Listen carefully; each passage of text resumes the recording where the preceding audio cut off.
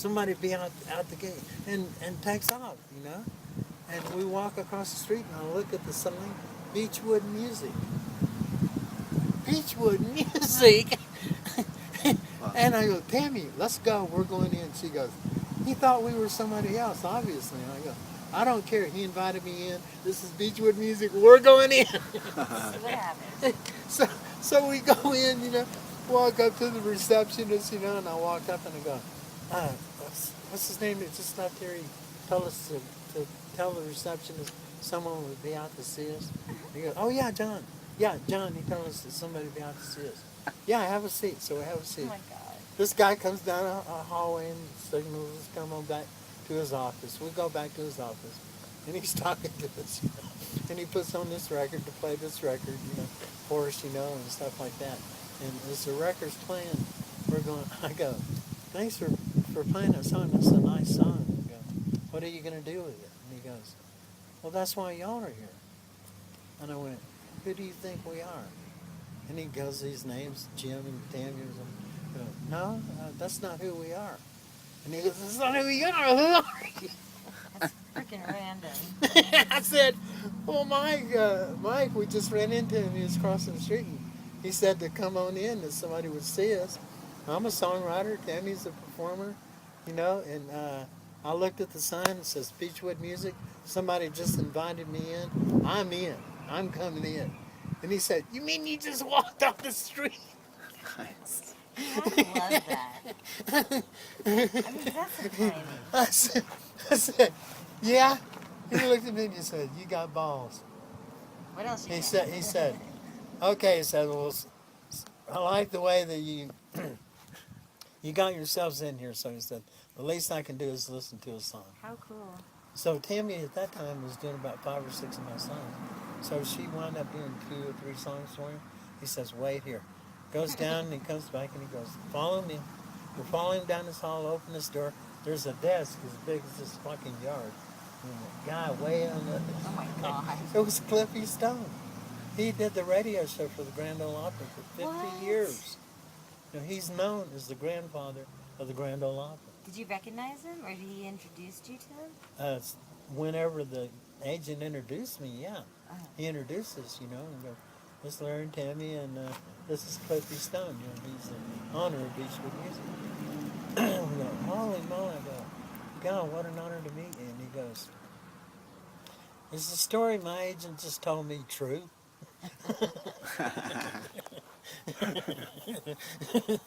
Yeah. Yeah, it's true. I thought I'd be a fool not to come in. Somebody invites me into Beechwood Music. and he says, and my agent says, you've really got some good songs. Can you do something for me?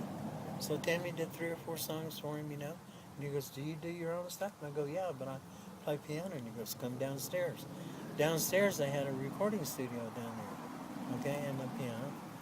So he sits behind me and he goes, play a song. So I played a song, and he didn't react to any song I played.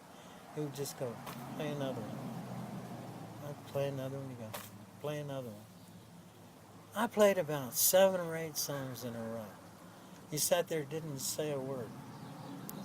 After about the 7th or 8th song, he kind of spun my stool around and said, son, how would you like to go to work for Beechwood Music?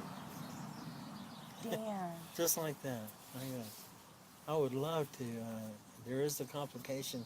We're under contract with United Artists, Michael Z. Gordon, right now. And so he just gave me this fatherly talk and said, whenever you get free, come back and see me. I never made it back. The PTSD was starting to catch up with me. And like 6 months after that, I was wasted. I was done for. Toast. But getting the offer is huge. That Yeah, whole it was- experience was huge. He offered me $400 a week, my own office and the studio, using the studio to do my demos. It was an opportunity of a lifetime, Yeah. But at the same time, we had a movie soundtrack, Well, what happened on the movie is that evidently the director and the producer had a big fight, and the producer got an injunction put on the film. It'd been out for 2 weeks. get an injunction, pull the movie off, and it got put on hold for about 12 years. Wow.